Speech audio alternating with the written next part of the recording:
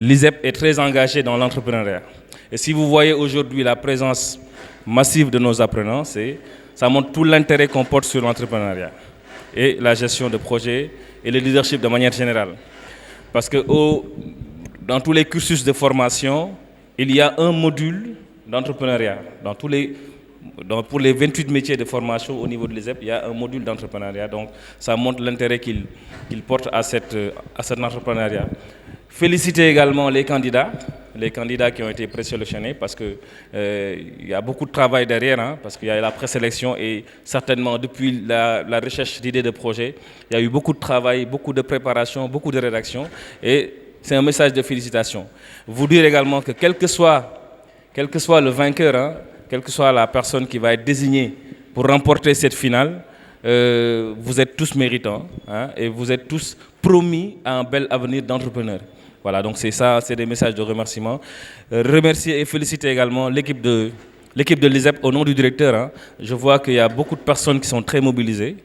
L'équipe de communication, les enseignants formateurs. Et si vous voyez M. Talandiaï, responsable de département, représente donc toute la pédagogie, en l'occurrence le directeur des études. Donc les féliciter tous les collègues qui sont présents, féliciter les apprenants, leur dire de bien suivre les présentations, parce que ça pourra inspirer éventuellement des projets à venir. Donc c'est vraiment ce petit mot que je souhaitais dire au nom du directeur de l'ISEP, l'excuser davantage parce qu'il aurait souhaité, comme l'a dit Tala, assister lui-même à cette cérémonie. Donc c'est un message de bienvenue à nos partenaires et un message d'encouragement à tous nos candidats.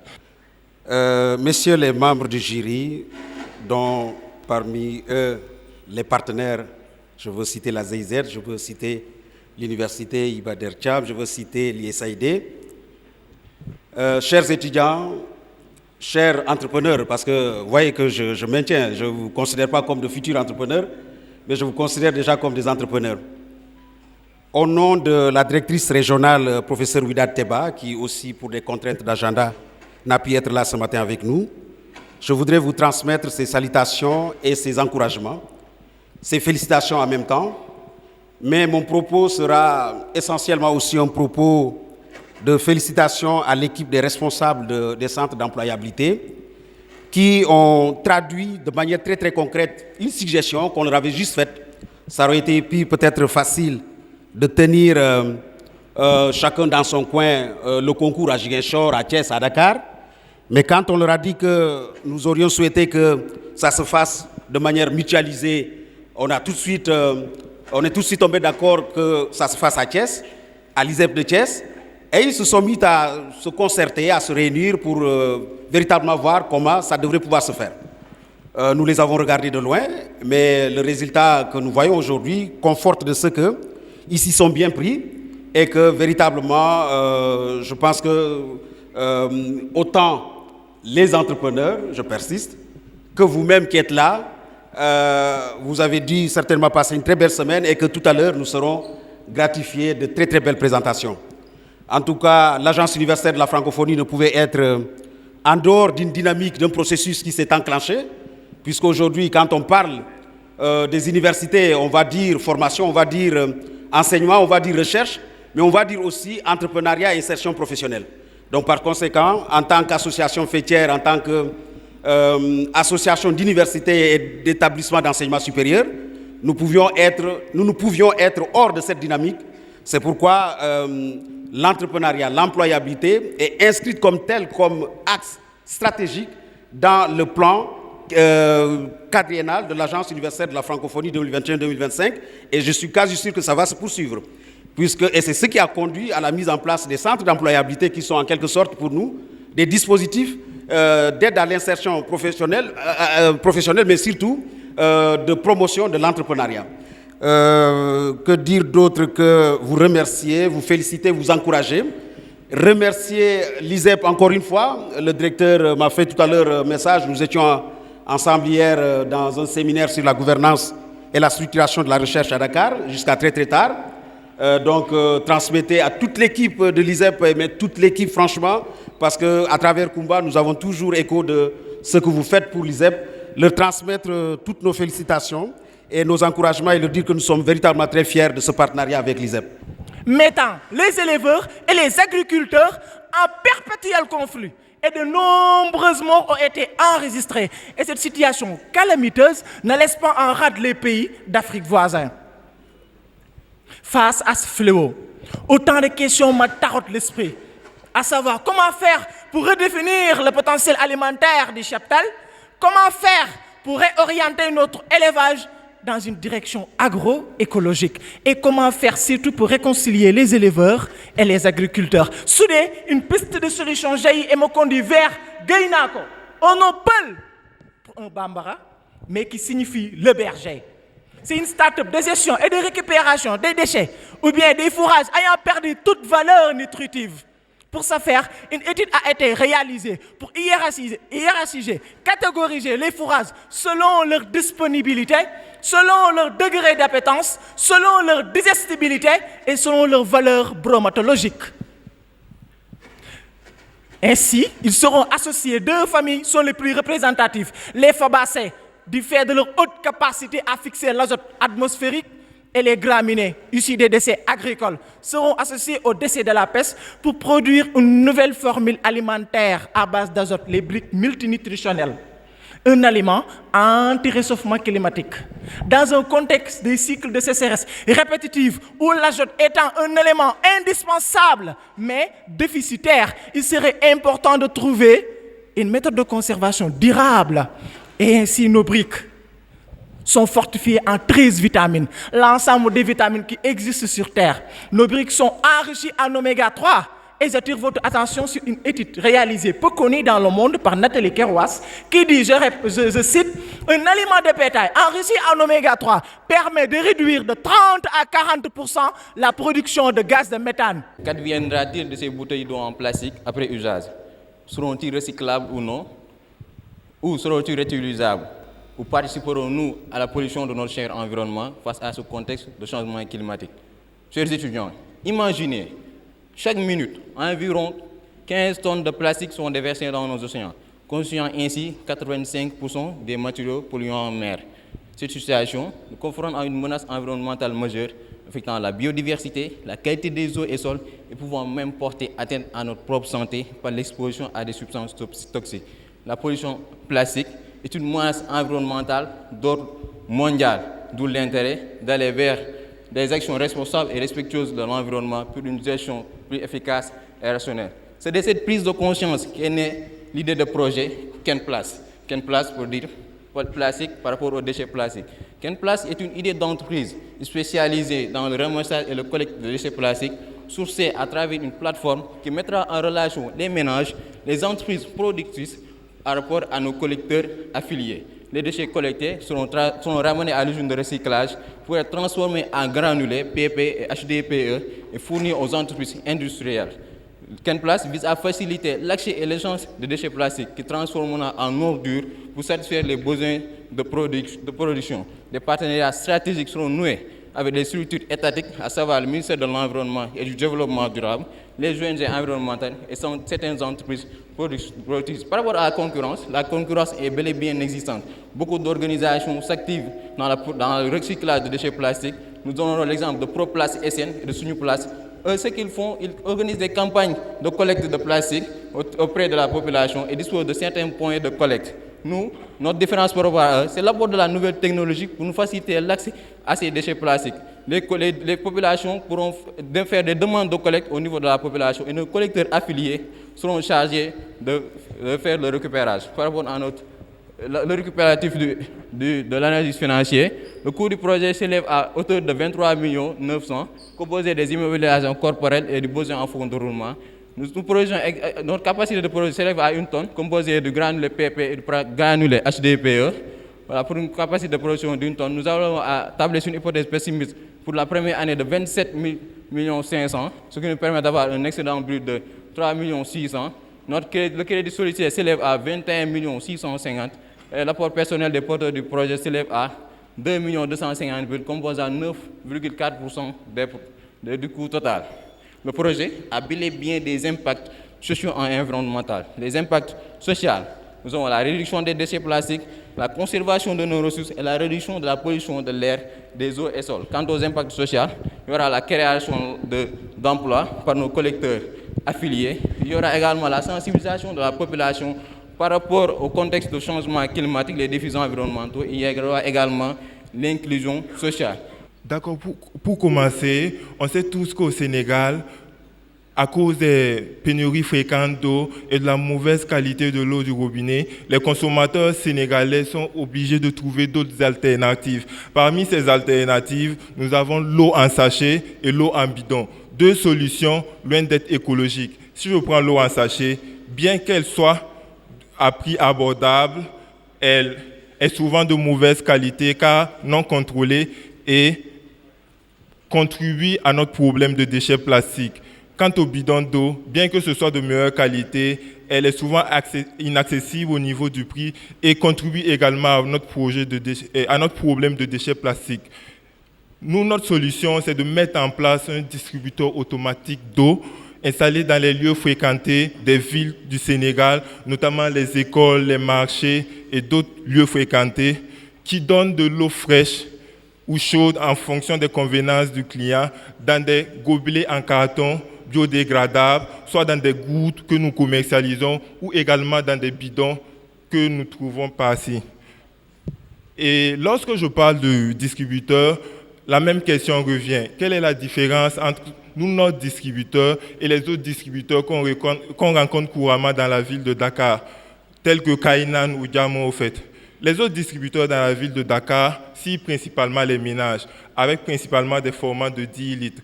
Ils se contentent de filtrer l'eau du robinet et ne proposent pas l'eau de qualité minérale.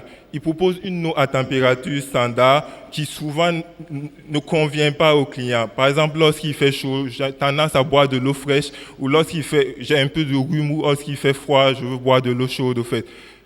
Et là, je vais vous présenter peut-être la partie financière du projet. Le besoin total en investissement est de 26 600 000. Dans les 26 600 000, nous avons notre besoin en fonds de roulement d'1 an. Nous avons l'achat, l'installation des machines pour l'extraction de l'eau minérale et dans les projections, nous avons prévu de vendre 100 distributeurs. Et pour faire les calculs, je vais prendre l'exemple. En moyenne, nous buvons 2 litres d'eau par jour. Et nos distributeurs seront installés dans les lieux fréquentés des villes au Sénégal, pouvant accueillir des visiteurs journaliers, pouvant atteindre 1000 au fait. Et pour ces 1000 visiteurs, à raison de 2 litres, ça fait 2000 litres d'eau que nos distributeurs pourront vendre au fait. Important dans le réchauffement climatique. En faisant quoi? En diminuant les gaz à effet de serre. C'est dans cette dynamique qu'a vu le jour le projet Agroforest pour promouvoir l'agroforesterie. En effet, l'agroforesterie n'est rien d'autre que l'assemblage entre les plantes et les cultures, comme vous le voyez si bien sur la photo d'en haut. Et concernant le projet, l'application sera dotée de 2 fonctionnalités. L'une, c'est de sensibiliser les producteurs sur les pratiques agricoles durables, c'est-à-dire que installer un système agroforesterie, ce n'est pas si facile que ça, parce qu'il faut tenir en compte les densités de plantation, les essences forestières à utiliser et aussi des plantes à intérêt économique. L'autre aspect de l'application sera de mettre en place un système de vente. Donc ça veut dire que tout produit ici de l'agroforesterie sera vendu à travers l'application. Mais aussi, il faut noter qu'il y a la vente de produits locaux, que ce soit les huiles, les amandes, entre autres. Donc, l'agroforest promouvoit une agriculture durable et respectueuse de l'environnement. Sans plus tarder, nous allons entamer l'aspect analyse financière qui s'établit ainsi. D'abord, on a les dépenses par an qui s'élèvent à un taux de 8 690 000 et on fera des revenus annuels de 9 360 000. Donc, ça nous fait un profil par an de 670 000. Comme vous le voyez bien, ça montre que l'activité sera rentable. Et ici, on a supposé qu'atteindre seulement 300 personnes, c'est-à-dire que 300 acteurs, que ce soit les producteurs, les consommateurs ou les transformateurs. Et, chers membres du jury, Auguste Assemblée, nous savons bien, dans le cadre actuel du changement climatique, il est impératif de trouver des solutions, raison pour laquelle l'agroforest met en place un système qui est adéquat et permettant ainsi de sensibiliser les producteurs et les consommateurs, les transformateurs sur des produits qui sont adéquats pour la consommation locale. La fabrication se fait au Sénégal de manière artisanale et elle est réalisée à Dakar, Thiès, Ziguinchor et à Kédougou. Et il s'agit d'un secteur qui est vierge parce qu'il est masqué par une forte taux d'importation. La majeure partie des vaisselles présentes dans le marché ont été importées soit de la Chine, du Turquie ou de la Maroc. Et pourquoi pas nous ne produisons pas nos propres vaisselles? Parce qu'il y a quelque chose qui nous manque, l'industrialisation du secteur. Il nous manque des machines pour fabriquer à grande échelle. Parce que tous ceux qui vendent à bas prix, c'est parce qu'ils fabriquent une grande quantité, réduisant ainsi le coût de production. Ainsi, je vais passer au tableau d'exploitation prévisionnelle, l'analyse financière. Au premier année, les recettes sont estimées à 177 600 000, une dépense de 133 000. Parce qu'il s'agit de mettre en place une ligne complète, j'ai bien dit une machine qui nous permettra de passer de la fabrication, de la matière première qui est l'argile, fabrication du bloc d'argile et au produit fini. À la fin, après, au-delà des dépenses, on va extraire tout ce qui est amortissement, annuité et on va se retrouver avec une cash flow de 17 966 000 millions. Maintenant, au regard des paramètres, à savoir la vanne, la valeur actuelle nette, le tri, le taux de rentabilité interne et le délai de récupération qui est de 3 ans et 5 mois, on peut dire que le projet il est rentable. Mais au-delà même de ces paramètres, il est temps d'industrialiser le secteur artisanal.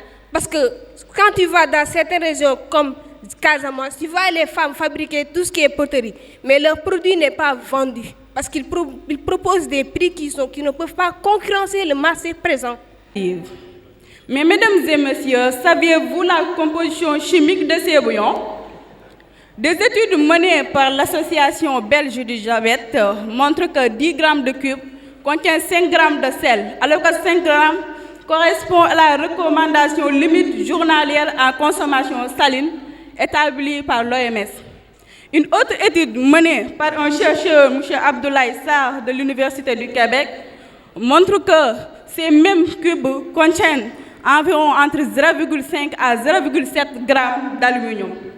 Et aussi des additifs, des colorants, du glutamate monosodique, entre autres, et les produits chimiques nocifs et vraiment cancérigènes et neurotoxiques reconnus. Au Sénégal, plus de 28,4% selon l'ANSD souffrent d'hypertension artérielle. Alors que ces cubes sont l'une des principales causes de ces maladies cardiovasculaires, cancérigènes, de diabète et pire d'une mort lente, si on peut dire ça. Donc, mesdames et messieurs, ces bouillons sont dangereux pour la santé. Et aussi, au-delà de cette menace sanitaire, nous avons les bouillons polluent notre environnement de par leurs emballages en plastique. Green Calculator est venu pour proposer ce projet. Mené par moi-même, Papa Diène Faye, qui vient récemment donc de soutenir à son diplôme d'ingénieur des forêts l'ISFAR, puis à IRAF UNESCO, et qui bénéficie actuellement d'une bourse de thèse de doctorat à l'Université Senghor d'Alexandrie, accompagné par Mme Astou Diang, qui est élève ingénieur des forêts et spécialité en géomatique et informatique forestière, et de Morkan Diouf, qui est en master en changement climatique à l'Université panafricaine d'Algérie. Green Calculator est un jeune start-up en phase d'idéation qui propose des collaborations avec la direction des eaux forêts et la direction des parcs nationaux pour l'octroi des terres à reboiser. Maintenant, ces terres que nous allons reboiser, nous allons donc implanter ce qu'on appelle les tours à flux. Ces tours à flux vont permettre de séquestrer à temps réel le nombre donc de séquestration de carbone dans ces plantations. Puis nous allons connecter ces tours à flux à une application web qui va nous permettre de savoir à temps réel quel est le taux de séquestration de carbone dans nos plantations. Puis ces taux de séquestration de carbone vont être convertis à ce qu'on appelle les crédits carbone.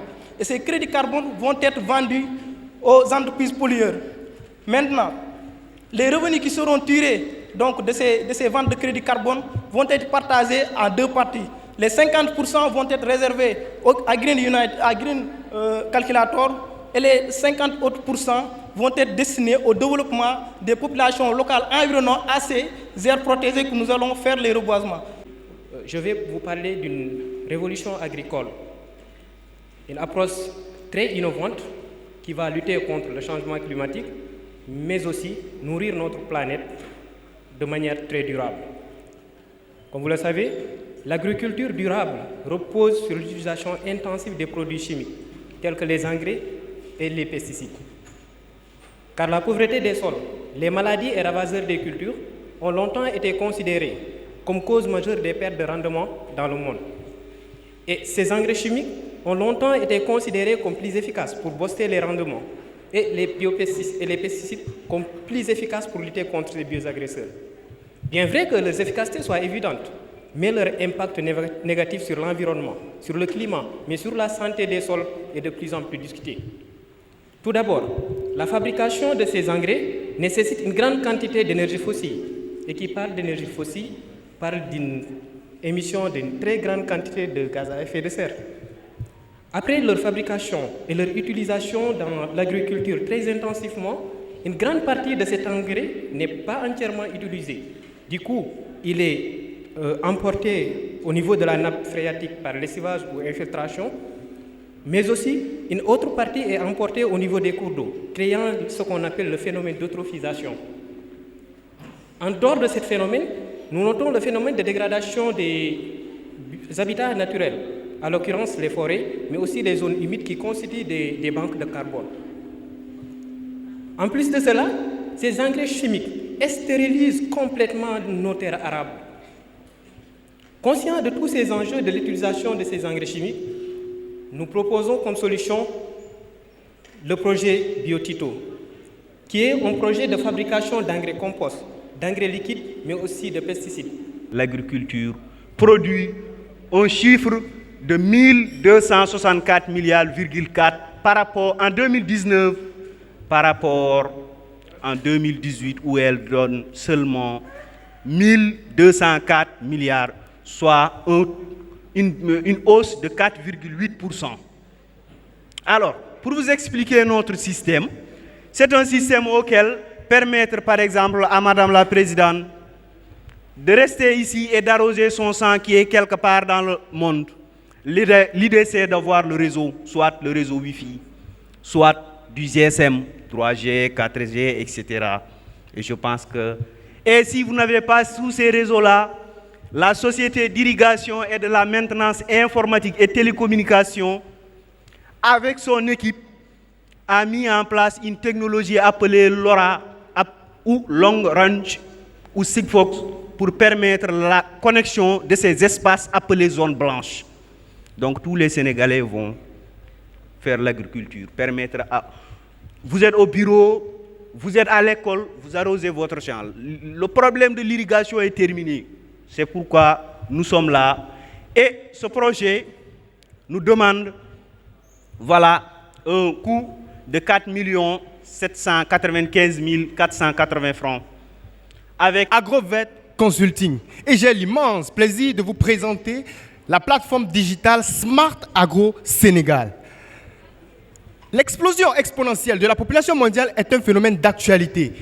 Les statistiques prouvent qu'en 2050, nous serons près de 10 milliards d'êtres humains peuplant la planète Terre. Actuellement, nous sommes autour de 7 milliards d'êtres humains, mais nous sommes confrontés à des problèmes d'insécurité alimentaire. Ici, au Sénégal, l'agriculture est confrontée aux caprices du climat qui engendre un bouleversement de la biodiversité, mais aussi la salinisation des sols.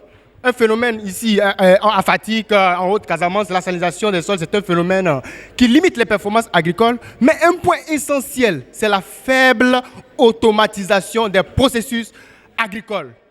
Membre du jury, très chère assistante, face à tous ces problèmes, c'est là que Agrovet Consulting intervient en proposant la plateforme digitale Smart Agro Sénégal pour connecter toute l'agriculture sur une seule plateforme et doter de cette agriculture des technologies intelligentes pour non seulement irriguer, automatiser l'irrigation, surveiller les maladies, mais aussi faciliter la vente. Alors, actuellement, notre projet, l'innovation technologique de Smart Agro Sénégal repose sur l'utilisation de l'intelligence artificielle. Les économies mondiales ont de plus en plus besoin de s'activer sur les données climatiques pour gérer leurs risques. Le climat devient donc le plus grand facteur de variabilité pour les produits agricoles. Je dis pourquoi? Parce que c'est d'une manière directe et indirecte. Le climat peut influencer sur les produits agricoles d'une manière directe à partir même du visuel de l'impact climatique sur le produit. Et de la manière indirecte, le climat peut influencer sur les produits à partir des ravageurs et autres parasites. Donc, nous savons aussi que, selon le seuil de développement, 20 à 80% des rendements est impacté par le développement climatique. Donc, à cette problématique, quelles solutions nous pouvions apporter pour répondre à cette situation? Nous apportons une solution intitulée Agromètre Service, qui est une solution de conception des stations météorologiques connectées intelligentes pour les agriculteurs, pour les faciliter de faire cette agriculture intelligente face au climat. Donc, notre solution Agromètre Service est un produit adaptable et résilient face au changement climatique. C'est une technologie de pointe pour atteindre les objectifs de développement durable qui est très important. Donc, Agromètre Service est une solution qui permet d'avoir accès à l'information climatique en temps réel dans un format simple et intuitif. Donc, elle permet aussi d'optimiser les ressources pour pouvoir avoir une décision éclairée sur la situation de notre exploitation agricole ou ferme agricole. Pour finir avec ça, notre solution, elle est respectueuse de l'environnement. C'est très important parce que si une solution est impactante du côté négatif, cela peut poser d'énormes problèmes. Notre solution est respectueuse de l'environnement et elle permet de minimiser les pertes de récoltes liées aux aléas climatiques, booster la production et augmenter les revenus des agriculteurs. Pour généraliser la situation, Agromètre Service est une solution qui vient résoudre la problématique sociale économique des agriculteurs. Comme on aime le dire, avec Pure Énergie, cuisiner partout pour tout en minimisant vos coûts avec nos cuitou. Donc les cuitou sont une combinaison de fours et de séchoirs solaires et électriques permettant aux personnes, non seulement les agriculteurs, les GIE de femmes, mais aussi les personnes à mobilité réduite, de pouvoir contribuer à l'économie du Sénégal. Et du coup, cela ne peut se faire sans l'appui financier et technique d'une équipe dynamique, à savoir constituée d'un ingénieur en énergie renouvelable, notamment M. Sen. Le premier slide, s'il vous plaît. Donc, avec ce premier slide, nous avons l'équipe technique, à savoir M. Chersen, qui est l'ingénieur en énergie renouvelable. Nous avons un élément polytechnicien qui nous vient de Thiès, naturellement. Et enfin, il y a moi et la GIE de femmes au niveau de Sanar. Il s'agit du GIE Fonk Sawadjo, avec qui on a pu tester notre prototype. Donc, comme vous pouvez le voir sur les images illustratives que je vous ai données, n'est-ce pas? Donc, le second slide, s'il vous plaît. À ce niveau, nous avons le plan financier. Donc, le coût du projet, mesdames et messieurs, s'élève à 13 735 300 francs CFA. Et cela, avec votre appui, naturellement, nous allons pouvoir générer des recettes et des profits. Par exemple, au niveau de la première année, nous avons des recettes de 27 280 000 francs CFA. S'il vous plaît, laissez-moi terminer. C'est le secteur de l'électricité avec un taux de 41% d'émissions de CO2 dans le monde. Savez-vous que chaque toit de maison pourrait être une source d'énergie propre et renouvelable? Tivaouane Green Energy vous propose la solution avec la vente, installation et la maintenance des kits solaires. Pour une transition énergétique, alors l'essentiel en est qu'il faut réduire la dépendance aux combustibles fossiles qui sont chers et le Sénégal développe des milliards pour acheter ce combustible fossile parce que les gisements de gaz et de pétrole dont on parle souvent, donc qui fait preuve d'actualité, n'est pas encore innové, n'est pas encore sorti. alors le Sénégal débloque des milliards pour acheter ces combustibles fossiles qui sont chers, qui ne comblent pas notre besoin en énergie. Et aussi, ces combustibles fossiles dégagent des émissions de gaz à effet de serre qui ont un impact pour le changement climatique. Alors, Tivaouane Green Energy Service propose à atténuer ces impacts environnementaux en proposant ces kits solaires. Ces kits solaires, il y en a des kits solaires pour pompage solaire. Le paulownia, c'est une arbre capable d'absorber 10 fois plus de CO2 que les autres plantes et capable de produire 4 fois plus de O2. À travers cette plante, on peut produire du biogaz, du biochar, du carburant écologique, qui est le bioéthanol.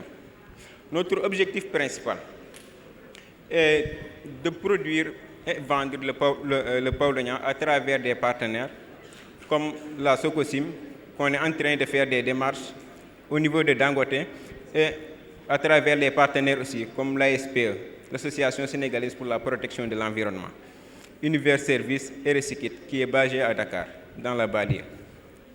Bon. Donc, pour produire les 30 000 pieds de paulownia espérés, nous aurons besoin d'un slide. Nous aurons besoin d'un total de 6 222 000. Au niveau des immobilisations corporelles, on a besoin de 950 000. Les besoins en fonds de roulement, 5 272 000 pour l'achat des semences et autres. Là, avec notre robot agricole, notre robot, il essaie de faire quoi? C'est un système de pulvérisateur automatique qui est muni d'une caméra et qui est capable de détecter la maladie de manière précoce, capable également de pulvériser la quantité de pesticides appropriés dans la zone infectée. Donc on ne va plus agir de manière manuelle, mais on va agir avec des robots pour détecter là exactement où se trouve la maladie. On va agir là-bas et pulvériser la quantité de pesticides appropriés. Ça, c'était le problème. Et maintenant, on ne s'est pas limité à ça uniquement, mais on est allé voir des agriculteurs et leur exposer le problème, leur demander est-ce que réellement cette solution-là leur intéresse. Et la majorité des agriculteurs qu'on a vus, ils nous ont dit que déjà, ce qui nous impressionne le plus sur le projet, c'est l'efficacité et la précision avec laquelle le projet évolue. Parce que ce qui existait, c'est que la pulvérisation se faisait uniquement.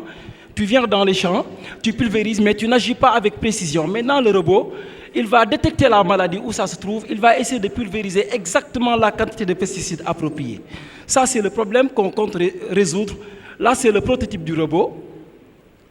Là, c'est le contrôle à distance.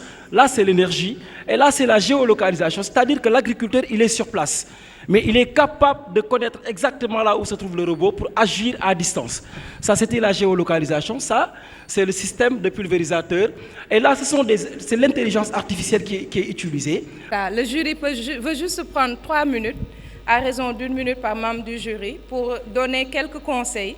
Parce qu'avec la gestion du temps, le nombre de candidats qu'on a eu, on n'a pas eu l'opportunité de s'arrêter sur chaque présentation, de faire des commentaires, mais nous commençons par féliciter tous les candidats qui se sont succédés. Ils ont eu à pitcher avec énergie, avec clarté, et c'est tout ce qu'on attendait d'eux après toute la préparation, le training qu'ils ont eu, que ce soit le coaching, le mentorat. On a vu que ça a porté ses fruits et c'est l'occasion aussi de féliciter les responsables des centres d'employabilité qui ont pu coacher tout ça pour qu'on en arrive à avoir des projets à fort potentiel qui contribuent tous à lutter contre le changement climatique. Il fallait départager, choisir, on a choisi et ce n'était pas facile, raison pour laquelle ça a pris beaucoup de temps.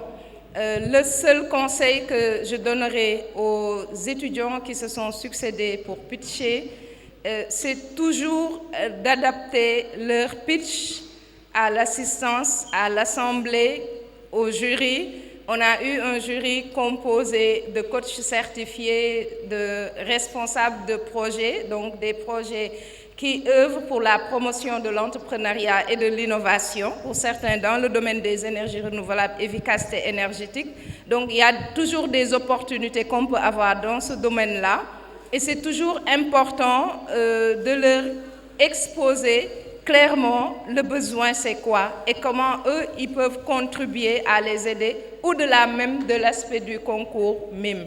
Et il y en a d'autres spécialistes qui étaient là, ils vont prendre la parole.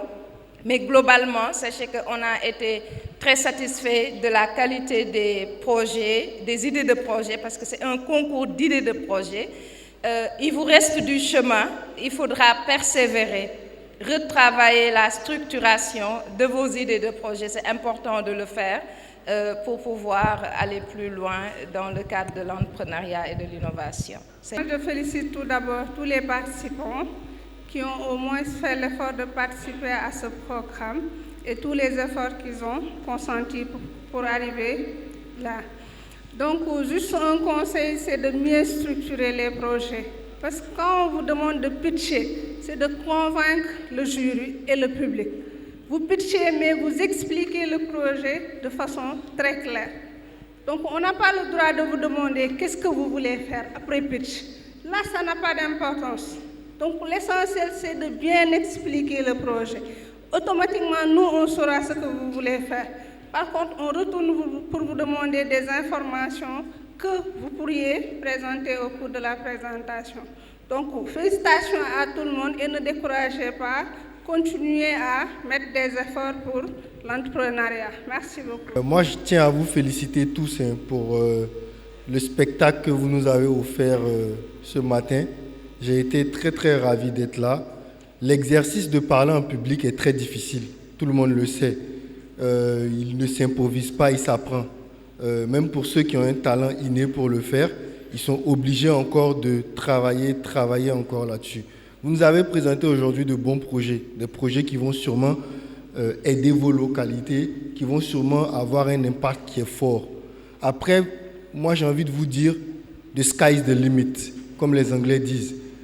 Vous pensez beaucoup à vos localités, mais on agit local, ou bien on pense local pour agir globalement. Pensez à aller toucher plus loin que vos localités avec vos projets. Pensez à l'innovation que vous allez apporter non seulement à vos parents à côté, mais à tout le monde entier. Parce qu'aujourd'hui, on ne compétit pas qu'entre nous, on compétit avec les Chinois et avec les autres. Donc moi, le maître mot que j'ai envie de mettre autour de cette belle cérémonie, c'est l'innovation. Et puis, à côté de l'innovation, pour moi, c'est la capacité à pouvoir bien présenter ces projets. Mais sur ça, on va travailler. Moi, je m'engage aujourd'hui, devant tout le monde, à aider tous ceux qui auront besoin de moi pour mieux présenter leurs projets. Et surtout, je vous souhaite bon vent dans votre aventure entrepreneuriale qui est quand même, comme tout le monde le sait, comme les montagnes russes. Félicitations à tous et puis merci. Donc, nous allons maintenant passer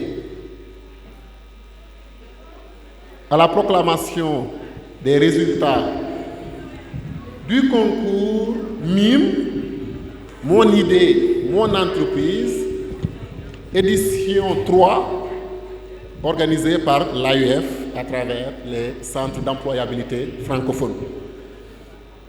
Alors, pour cette troisième édition, le troisième meilleur projet, c'est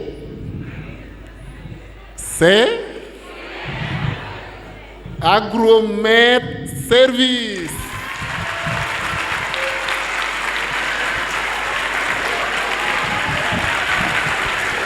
Venez. Nous allons continuer à proclamer ces résultats. Alors, tout le monde s'attend au deuxième meilleur projet qui est Green Calculator. Olé, ola, olé, ola, olé, lé. Olé, ola, olé, ola, ola, la. Alors, excusez cette voix grave, mais c'est pour évacuer le stress que j'ai en ce moment. Donc dire que le meilleur prix, le vainqueur,